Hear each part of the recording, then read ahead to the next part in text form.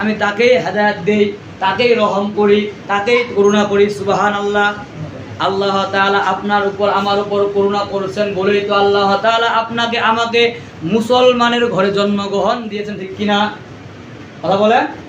আল্লাহ ইচ্ছা করলে আপনাকে আমাকে হিন্দুর ঘরে পাঠাইতে পারতেন, কিন্তু আল্লাহ তাআলা আমার উপর রহম করছেন, দয়া করেছেন বলেই তো আমি মুসলমানের ঘরে এসেছি, ঠিক কিনা? মুসলমান যারা, এই মুসলমান ধর্মটা আল্লাহ তাআলা মুসলমানদেরকে ইসলাম ধর্ম দিয়েছেন। ইসলাম শব্দের অর্থ হচ্ছে শান্তি, ঠিক কিনা?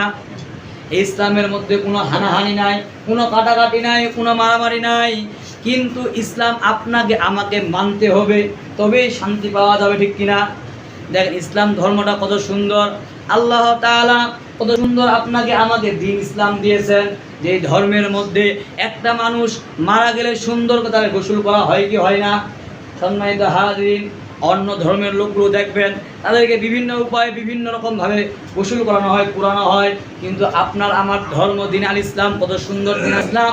আমি যখন মারা যাওয়ার পরে সুন্দর করে আমার শরীর থেকে কাপড়গুলো খুলে নিবে, ঠিক কিনা?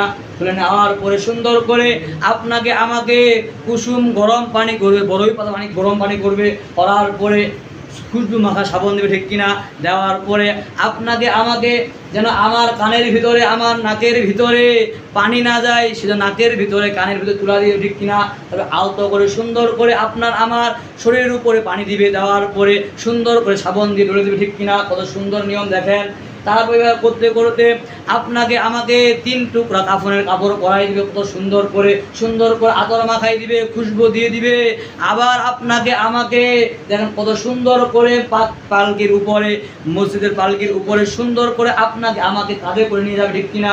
এবং সবাই আপনাকে আমাকে কাঁধে নেওয়ার জন্য পাগল পারা হয়ে যাবে। রাসূলুল্লাহ সাল্লাল্লাহু আলাইহি সাল্লাম বলেছেন, যখন কোনো মৃত ব্যক্তির লাশ তাদের উপর নিয়ে কেউ 40 কদম হাঁটবে, আল্লাহ রাসূল সাল্লাল্লাহু আলাইহি সাল্লাম বলেছেন আল্লাহ তাআলা তার জীবনে 40টা কবিরা গুনাহ মাফ করে দিবেন। সুবহানাল্লাহ। সম্মানিত হাজিরিন, আপনাকে আমাকে আল্লাহ তাআলা রহম করেছেন, দেন কত সুন্দর একটা, কত সিস্টেম একটা ধর্ম দিয়েছেন। আপনাকে আমাকে সুন্দর করে পালকির উপর নিয়ে যাবে, নিয়ে যাওয়ার পরে আপনাকে আমাকে ডাইরেক্ট কবরে নিক্ষেপ করবে না, আপনাকে আমাকে সুন্দর করে আস্তে করে কবরে নামাবে, নামার পরে আবার আপনাকে আমাকে ডাইরেক্ট মাটি দিবে না, সুন্দর করে উপরে বাস ঝাড় দিবে, বাস দেওয়ার পরে তারপর আবার সেখানে উপরে কি দিবে? পাটি দিবে, দেওয়ার পরে সুন্দর করে আলতো করে সুন্দর করে মাটি দিবে, ঠিক কিনা? কত সুন্দর একটা সিস্টেম আল্লাহ তাআলা আপনাকে আমাকে এই ধর্ম দিয়েছেন একমাত্র তার ইবাদত করার জন্য, ঠিক কিনা? সম্মানিত হাজিরিন, কিন্তু আজকে আমরা সেই ধর্মকে ভুলে গিয়ে বিভিন্ন রকমের মানুষের বানানো আইন মতবাদ দিয়ে আমরা আজকে পূজা করি, ঠিক কিনা? বিভিন্ন মতবাদ নিয়ে আমরা পাগল হয়ে গেছি। কিন্তু আপনার আমার একটাই উদ্দেশ্য, লক্ষ্য হবে যে আপনার আমার রব হচ্ছে আল্লাহ, আমরা ইবাদত করব কার? আল্লাহ। কিন্তু আমরা সেই আল্লাহর ইবাদত করতে চাই না। তারপর আল্লাহ তাআলা বলতেছেন ওয়াল্লাহু সামিউন আলিম, আল্লাহ তাআলা বললেন মানুষ যা করতেছে, মানুষ যত কিছু করতেছে, আমি আল্লাহ তাআলা সব কিছু জানি। মানুষের মনের ভিতরে, তার অন্তরের ভিতরে কি চলতেছে, কি ভাবতেছে, কেউ জানেন কে? আল্লাহ তাআলা, ঠিক কিনা? সম্মানিত হাজিরিন, আমরা রাতের অন্ধকারের মধ্যে যখন ঘুমাই যাই, তখন দেখবেন সবাই নিস্তব্ধ হয়ে যায়, সবাই ঘুমাই যায়, কেউ জেগে থাকে না। তখন আমার আপনার মনের ভিতরে কি ভাবনা আসে সেটা আমি জানি, একমাত্র কি জানেন? আল্লাহ তাআলা। আল্লাহ তাআলা বলছেন আমি বান্দার সব কিছু জানি। তাহলে আল্লাহ তাআলা আপনাকে আমায় প্রথমে কি বললেন?